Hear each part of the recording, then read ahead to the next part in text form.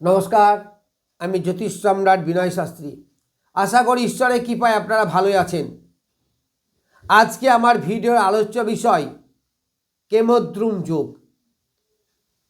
অনেকেই কেমদ্রুম যোগ সম্বন্ধে অনেক রকমের ধারণা আছে, সেই সম্বন্ধে কিছু বলি। কেমদ্রুম যোগটা হয় কি করে? আপনার এই 12টি ঘরের মধ্যে যে কোনো একটা ঘরে চন্দ্রের অবস্থান হবে এবং সেই চন্দ্রের অবস্থান অনুসারেই আমরা তো রাশি বলি। এই চন্দ্রের যে ঘরে অবস্থান হবে তার দুপাশে যদি কোনো গ্রহ না থাকে, মানে দ্বিতীয় বা দ্বাদশে, সামনে বা পিছনে যে ঘরে যেভাবেই বুঝুন না কেন, তাহলে তখন বলা হয় কেমদ্রুম যোগ, শুধুমাত্র চন্দ্রকে নিয়ে। তাহলে কেমদ্রুম যোগ এটা ভালো না খারাপ, এই ব্যাপারে অনেকজন অনেক রকম মতামত দিয়ে থাকেন। তবে আমি বলবো এই যোগ খুবই ভালো। কেন ভালো? প্রথম কথা হচ্ছে এই যোগ দেখুন, চন্দ্র কিন্তু এখানে একা আছে, ইন্ডিভিজুয়ালি। আচ্ছা বলুন তো, একটা লোক যদি একা তার সংসারকে টানতে পারে, বা একটা লোক যদি একা তার অফিসটাকে চালিয়ে দিয়ে যেতে পারে, বা একটা লোকের বিপদে যদি কেউ সাহায্য না করে, সে একা যদি বিপদটাকে ট্যাকেল করে, তাহলে তার মধ্যে কি হয়? তার সাহস অনেক বেড়ে যায়, তার ক্রিয়েটিভিটি অনেক বেড়ে যায়, সে নিজে নিজে ডিসিশন নিতে বাধ্য হয়। এবং এই ডিসিশনে যখন সফল হয় তখন তার আনন্দ ধরে না। তাহলে এই লোকটাকে আমি বলতে পারি নাকি স্বাবলম্বী? আচ্ছা, চন্দ্র যদি একা থাকে, তার আশেপাশে যদি কোনো গ্রহ না থাকে, তাহলে সেই লোকটা তো আর মরে যাবে না, বেঁচে থাকবে তো। তাহলে বেঁচে থাকতে হলে কী করতে হবে? তার দুপাশে কোনো গ্রহ নাই, মানে কি তাকে সাপোর্ট করার কেউ নাই। Nobody is there to support him. তাকে সাপোর্ট করার যদি কেউ না থাকে, তাহলে তাকে কী করতে হবে? একাই কাজ করতে হবে। সেই রবীন্দ্রনাথ ভাষায়, যদি কেউ তোর ডাকে কেউ না আসে তবে একলা চলো রে, তাহলে তাকে একাই যেতে হবে এবং জীবনটা সারা জীবন তাকে একা একা করতে হবে। তার ফলে কী হবে? তার সাহসিকতা বাড়বে, তার ডিসিশন নেওয়ার ক্ষমতা বাড়বে, তার স্ট্রাগল করার ক্ষমতা বাড়বে, এইগুলো সব বাড়বে। যার ফলে কি তাকে স্বাবলম্বী বলা যায়। সাহায্য পেলে ভালো, না পেলে কি সে পারবে না? যখন দেখবে কেউ তাকে সাহায্য করতে আসছে না, তখন সে নিজেই কি করবে? তার সমস্যার সমাধান করবে। তাহলে এই লোকটাকে আমি স্বাবলম্বী বলতে পারি। তার মানে এর মধ্যে কি কি গুণ আছে? ইন্ডিভিজুয়ালি লড়া ক্ষমতা আছে, ইন্ডিভিজুয়ালি ফাইট করবে, প্রতিকূল পরিবেশে ফাইট করার ক্ষমতা তার মধ্যে থাকবে, তৈরি হবে, আস্তে আস্তে তৈরি হবে, নতুন কিছু ক্রিয়েট করার ক্ষমতা তার মধ্যে আসবে, সেলফ ডিসিশন নেওয়ার ক্ষমতা তার মধ্যে আসবে, তার মধ্যে ভীতি আস্তে আস্তে কেটে যাবে। তার মানে সেই লোকটাকে আমি স্বাবলম্বী বলতে পারি। তবে এর কি কিছুই নেগেটিভ নেই? আছে, আছে। কি নেগেটিভ আছে? না, এই লোকটাকে সংগ্রাম করতে হবে। এই লোকটা ধীরে ধীরে একাকী হয়ে যায়, পরিবার থেকে বলুন আর সমাজ থেকে বলুন, একটু বিচ্ছিন্ন হয়ে যায়। কেমন বিচ্ছিন্ন হয়ে যায়? না, সে কারোর হেল্প পায় না তো, যার ফলে সে একা একা চলে চলে কী হয়? তার একাকিত্ব বেড়ে যায়।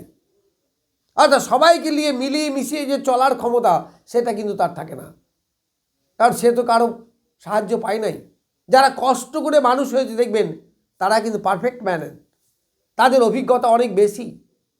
ঠিক এই চন্দ্রের অবস্থায় সেই রকম। এই চন্দ্র একা থাকা সত্ত্বেও তাকে সব কিছুকে ট্যাকেল করতে হয়েছে, ফলে আস্তে আস্তে তার ইগোটা বেড়ে গেছে। হ্যাঁ, আমি পারি, আমি একাই পারি, কাউকে আমার দরকার নেই। এই যে একটা ইগো বা পাওয়ার নিয়ে যে প্রাইড ফিল করা, এইটা তার মধ্যে আস্তে আস্তে চলে আসে।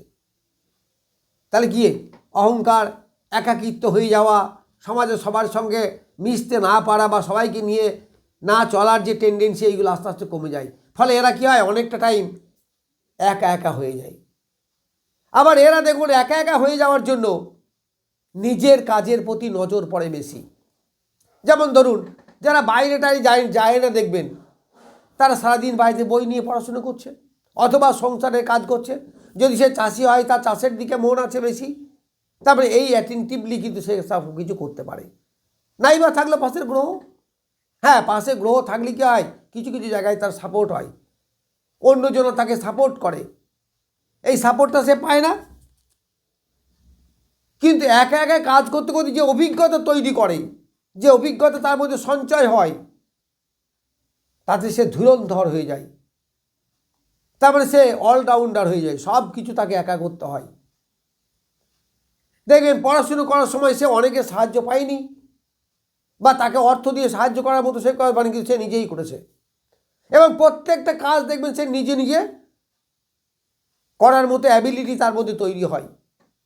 তাহলে এই যোগকে আমরা খারাপ যোগ বলবো কেন?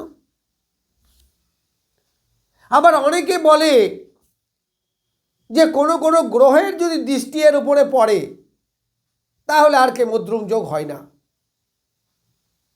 বলতে পারেন, সেটাও বলতে পারেন, কিন্তু ডাইরেক্ট কোনো গ্রহের যোগ তো নেই। তার আগে বা পিছে দ্বিতীয় বা দ্বাদশে কোনো গ্রহ নেই। তাহলে এই নিয়ে নানা জনের নানা মত আছে। আবার অনেকে বলে যে চন্দ্রের সঙ্গে কোনো গ্রহ আছে কিন্তু তার দুপাশে কোনো গ্রহ নেই, সেটাও কেমদ্রুম যোগ। কিন্তু আমি বলি না, তা নয়, আমার মতে সেটা হয় না। দেখুন এটা কিন্তু অনেকটা লজিক। জ্যোতিষটা কি? যদি ম্যাথামেটিক্স অবশ্যই একটা পার্ট আছে যেটা আমরা ক্যালকুলেশন করে ওই ছকটাকে তৈরি করি, এটা ম্যাথামেটিক্স পার্ট। আর বাকি যে মানে বিচারগুলো করছি, প্রেডিকশনগুলো, এইগুলো কিন্তু লজিক। তাহলে math plus logic equal to জ্যোতিষ। যার জন্য এই লজিক্যালি অনেকজনের অনেক রকম মত হয়, যার জন্য জ্যোতিষে এত দ্বিমত। এই বলছে এই পাত্রটা পড়ুন, আর একজন জ্যোতিষ বলছে এই পাত্রটা পড়ুন। একজন বলছে আপনার এইটা ভালো আছে, একজন বলছে এইটা ভালো হচ্ছে। এইগুলো হয় কেন? এই লজিক্যালের জন্য। তাহলে ধরুন এই চন্দ্রের উপরে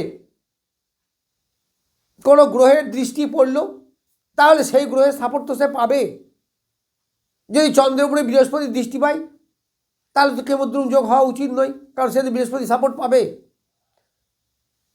তাহলে সেই চন্দ্র কী হবে? আরও বলবান হবে। সেই চন্দ্র কী হবে? আরও সৎ মানসিকতার হবে। এই চন্দ্রের উপর যদি রাহু দৃষ্টি দেয় তাহলে রাহুর কিছু প্রভাবের মধ্যে পড়বে। দেখবি সে ছটফট হবে, চঞ্চল হবে, হ্যাঁ, তারপরে এলোমেলো কথা বলবে। এই চন্দ্রের সঙ্গে শনি যোগ হয়ে যায়, দেখবেন নানাবিধ টেনশন, এই সমস্ত হাজিবাজি হয়, এগুলো হবে। তাহলে যদি এদের প্রভাব না থাকে তাহলে এগুলো হচ্ছে কেন? চন্দ্র বৃহস্পতি যোগ, যার ফলে কি হচ্ছে? তার বিদ্যার প্রতি আকর্ষণ বাড়বে, বুদ্ধির প্রতি আকর্ষণ বাড়বে, সততার প্রতি আকর্ষণ বাড়বে। যদি শনির দৃষ্টি বলছে, শনি নেই কিন্তু আশেপাশে বা সঙ্গে শনি নেই, কিন্তু শনির দৃষ্টিতে তার উপরে পড়েছে, তখন তার দেখবে নেগেটিভ চিন্তা ভাবনা, টেনশন, এইগুলো চলে আসবে। তাহলে কী যে প্রভাবিত হচ্ছে তো চন্দ্র। তাহলে আমি কি কেমদ্রুম যোগ বলবো কেন? কিন্তু চন্দ্রের উপরে কোনো দৃষ্টিও পড়েনি, চন্দ্রের দুপাশে কোনো গ্রহও নেই, এটাকে কিন্তু আমরা কেমদ্রব্য যোগ পিওরলি বলবো। সেই ক্ষেত্রে ওই জিনিসগুলো থাকবে, একা ডিসিশন নেওয়ার ক্ষমতা, একা চলার ক্ষমতা, একা স্ট্রাগল করার ক্ষমতা, ইন্ডিভিজুয়ালি সব কিছু করার ক্ষমতা, এইগুলো বাড়বে। এই চন্দ্রের পঞ্চমে ধরুন দৃষ্টিও পড়ল না, চন্দ্র একা আছে, তার উপরে কারো দৃষ্টিও নেই, কিন্তু তার ত্রিকোণে যদি কোনো গ্রহ থাকে তাহলে সে তো প্রভাবিত হবে। ভগবান শ্রীকৃষ্ণের এই চন্দ্রের পঞ্চমে ছিল বুধ এবং কেতু, যার ফলে ভগবান শ্রীকৃষ্ণের চিন্তাধারা ছিল সাংঘাতিক এবং প্রচণ্ড ধুরন্ধর চিন্তাধারা। তাহলে এই চন্দ্র বুধের যোগ দোষ তখন বলি আমরা। তাহলে যদি প্রভাবিত হয় চন্দ্র বুধের সঙ্গে, দেখুন দৃষ্টিও নয়, আবার এর পাশে সেও নেই, কিন্তু কোণে আছে, কারণ লগ্ন পঞ্চম নবম একটা কোণ ধর্ম ত্রিকোণ বলা হয়। এইরকমভাবে যদি থাকে তাহলে তো সেই বুধের প্রভাব পড়বে চন্দ্রের উপরে, চন্দ্র বুধের যোগ মানে কি সাংঘাতিক বুদ্ধিমান যোগ। এই যে ভগবান শ্রীকৃষ্ণ এত চতুর ছিলেন। কেতু ইনটিউশন পাওয়ার, কি হবে কি হতে পারে। এই চন্দ্রের ত্রিকোণে যদি বৃহস্পতি থাকে তাহলে ধর্মের প্রতি আস্থা, চতুরতা, বিদ্যার প্রতি আকর্ষণ এগুলো থাকবে। সুতরাং সব দিক থেকে যদি বিবেচনা করা হয় তাহলে সহজে কি কেমদ্রুম যোগ হয়? আপনার মনে কি বলে কমেন্টে লিখবেন। তাই চন্দ্রের কেমদ্রুম যোগ সম্বন্ধে কিছু বললাম, আরও কিছু বলার ছিল কিন্তু ভিডিও অনেক বড় হয়ে যাবে। যাই হোক, নমস্কার, আজ এই পর্যন্তই।